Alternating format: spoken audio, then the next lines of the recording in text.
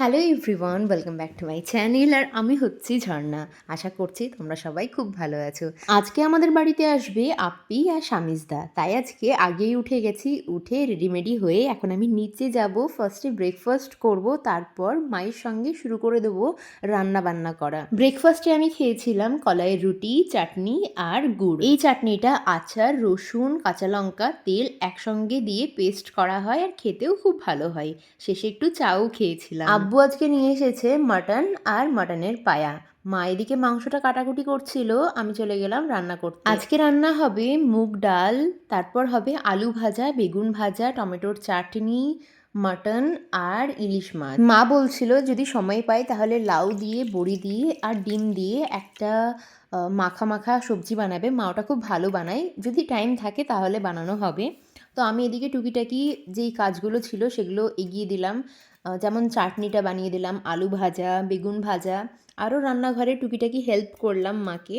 তারপর আমি চলে গেছিলাম ওপরে কাজ করতে। আসলে কি হয়েছে, আজকে আমাদের কাজের মাসি আসেননি। হঠাৎ করে জানতে পারলাম উনি আজকে আসতে পারবেন না, তাই সেই তাড়াতাড়ি করে গিয়ে বাড়ির যেই কাজগুলো যেটা উনি করেন, ঝাড়ু পোছা বাসন, সেগুলো করতে লাগলাম। আমাদের বাড়িটা অনেকটাই বড়, তাই অনেক টাইম লেগে যায়। তাই মাকে বললাম আপনি এই দিকটা দেখেন, আমি ওই দিকটায় যাচ্ছি।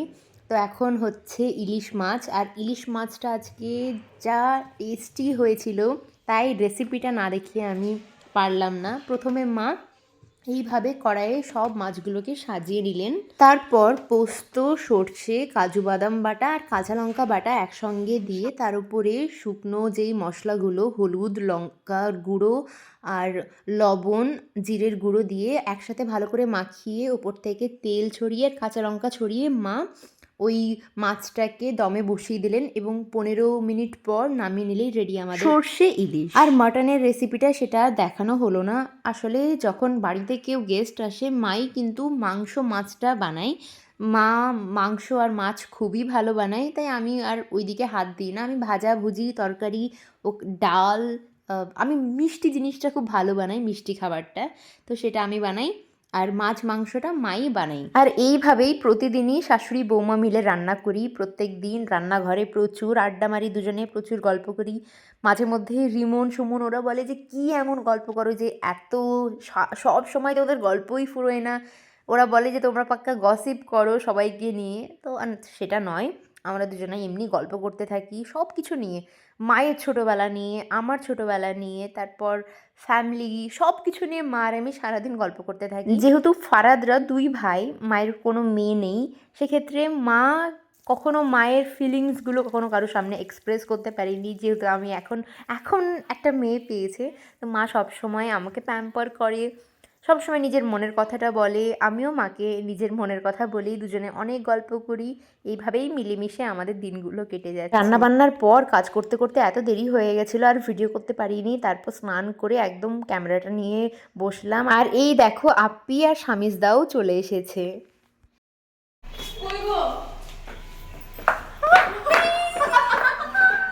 আর লাইটটা দিয়ে আগে মুখেই তো দেখতে পাচ্ছি না।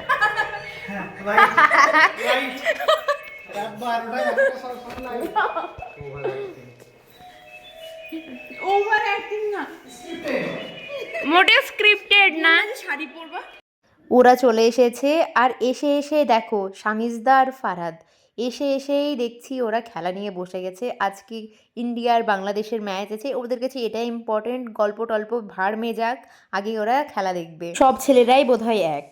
আজকের মেনুতে আছে ভাত, মাটন, আলু ভাজা, চাটনি, ডাল, লাউ দিয়ে, বড়ি দিয়ে, ডিম দিয়ে, ইলিশ মাছ, বেগুন ভাজা আর বিভিন্ন ধরনের মিষ্টি, আরও মিষ্টি আছে। বলছি ওখানে সব কিছু করি। ডাল কি নিবি? আমিও না, না ডাল দেবো, একটু দাও আপনি আজকে দিন না, আসলে বলবি দিব না তোমাকে। ভালো লাগে একটু আমি ভেবেছিলাম হয়তো টেস্ট হবে না। ঝোলটা দারুণ। ঝোলটা লাগে না, মায়ের আগে তার ঘুমালো না। বাস আর না না বাস মাটনটার কালারটা, আমার ঝোলমোল নিব না। খাওয়া দাওয়ার পর আমি আর আপ্পি এখানে শুয়ে আছি, ছেলেরা ওরা নিজেদের মতো করে গল্প করছে, ওদের গল্পে আমাদের ইন্টারেস্ট নেই আর আমাদের গল্পে ওদের ইন্টারেস্ট নেই, তাই আমি আর আপ্পি এখানে শুয়ে শুয়ে দুজনেই গল্প করছিলাম আর কিছু গসিপও করছিলাম, পিএনপিসিও করছিলাম। তো ওরা আমাদের এই পিএনপিসি গসিপ ওরা পছন্দ করে না, ছেলেদের যেটা কাজ, ওরা ওদের মতো ফোন, গাড়ি, টিভি, খেলা এসব নিয়ে ব্যস্ত। 50 কি করে দিয়ে এলা তুমি? আরে দিবে যে ফোন নতুন ফোন দেখাও, দেখো ফোন দেখো,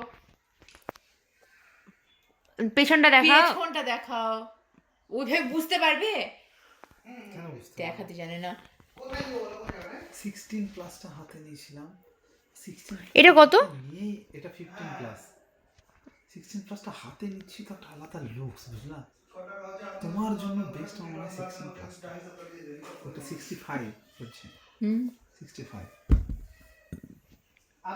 না নতুন ফোন ওটা আমাকে দিয়ে দাও। দিয়ে দাও। সবার আইফোন, আমার নেই। 16 প্লাসটা তুমি নিয়ে নিতে পারো ওখান থেকে 16 প্লাস সবাইকে বলে দাও ফোনে 65 নাম বলছে ওই ছেলেটা, কিন্তু 16 প্লাসটা হাতে নিয়েই আলাদাই মানে feelings ম্যাক তো একবারে। মজা লাগে। মানে খুবই মানে তুমি স্বামী তো ওখানে একটু ভাবা কিনা বললো হ্যাঁ দিয়ে এবার ও নীলের খবর দাম হয়ে যেত। বেশি তো ওই বই নেই নীলের খবর হয়ে যেত। বলে না ওকে আর সেটা ইউজ করি তো অবশ্য ভালো হলে প্রো ম্যাক্স নিয়ে যাবো তোমার কাছ থেকে আমাকে কিনে দিবা বলো? তোমার কালকে রাত্রে তুমি তো নেবা কি বললাম। সেকেন্ড হ্যান্ড না তাহলে ও তুমি বলছে কি সেকেন্ড হ্যান্ড কিনেছো নাকি? হ্যাঁ না যা যা যা যা সবাই শুনে নিল। স্ক্যাম এক্সপোজ আমাদের লালগোলায় সেকেন্ড হ্যান্ড ফোন বিক্রি হয়, আইফোন, খুব কম দামে, দামে কম মানে ভালো। কিন্তু আমারটা কিন্তু শোরুম থেকে কেনা। আমারটাও আহ, এই যেটা ফোন করছে 9564 দেখো নাম্বারটা বলে দাও। বলে দাও। 9564 সবাইকে বলে দাও ক্যামেরাতে। বলে দাও বলে দাও। পারমিশন ছাড়া রিমন আমার ছবি তুলেছে, এর জন্য আমি কেস করব।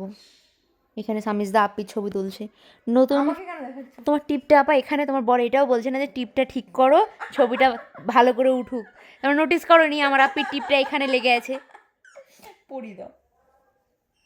দেখছো? এইসব খেয়াল করে না।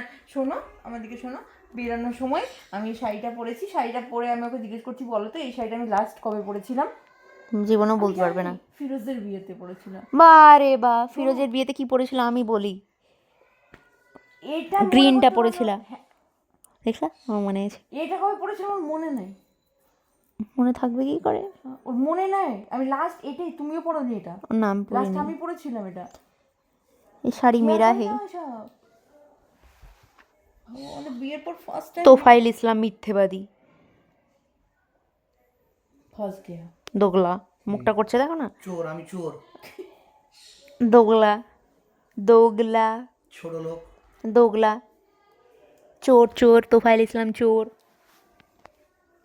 স্বামীজদা তো বিশাল একবার ক্যামেরা নিয়েই বিজি, আর বউ পোজ দিয়েই যাচ্ছে। যেই যেই স্বামীজদা ক্যামেরাটা নিচ্ছে আপনি একবারে সব কিছু ভাড়মে যাক, একদম সিরিয়াসভাবে পোজ দিতেও বসেও যাচ্ছে। ও কিন্তু টেস্ট করছে ওর ক্যামেরা, আর আপনি বিশাল সিরিয়াস, মানে যেন ও পোস্ট করার মতোই ছবি হচ্ছে। একটা 16 আছে আমি নতুন 3 মাসের কিনলে কিনতে পারো। তোমার কি মনে হয় আমি সেকেন্ড হ্যান্ড ফোন কিনি? সেকেন্ড হ্যান্ড না নতুন নতুন 66,000 গিফট করো। 66 কম 16 কোনটা প্লাস? 60 নরমাল। 66 না তো ওটা তো আরো কমে এটা তো হবে। 57 না কত 63 বললো তো 57 প্লাসটা বললো 65 এই রিমোর মিথ্যেবাদী কেন বললো বলো তো? প্লাসটা বললো যদি আমি 66,000 টাকা দিয়ে দিই, ও কিনবে 57,000 টাকায়, দিয়ে বাকি টাকাটা ওর, 9,000 টাকা ওর। তোমার নিতে যে তোমার ওই নেকলেসটাই চুরি করবো। সবাইকে বলে দাও চোর কোথাকার, চোর। ফোনটা দেখি ফোনটা কমা হয়ে আছে। না না এই ফোনটা ক্যামেরাটা বেশি ভালো রিম ওইটা রিমোট আমার মনে হচ্ছে তাই তুমি তো ইচ্ছা করে বলবে, কাল রাত্রেই তো বলেছো। এই নিয়ে কোনো ঝামেলাই করবো না। রিমন আর আমার ছবি তুলে দেয় না এখন। দিব না আমি একদিন একটা ভুল কথা বলেছিলাম ভুল করে, যে তারপর থেকে তুলে দেয় না। তোমরা বলো যে প্লিজ রিমন দাদা, যাতে ওই নেটে না আসে নেটে আসবে না, ইউটিউবে আসবে। না এখন আমরা চা খাবো আর একটু পর আপ্পি আর শামিজদা চলে যাবে, তো আমার মনটা খারাপ করছিল, কিন্তু যাই হোক আমি পরশুদিন আবার আমার মায়ের বাড়ি চলে যাব, তো তখন আবার দেখা হবে। আর যদি ভিডিওটা ভালো লাগে তাহলে অবশ্যই অবশ্যই অবশ্যই আমার চ্যানেলটাকে সাবস্ক্রাইব করে দিও আর অনেক অনেক অনেক কমেন্ট করো।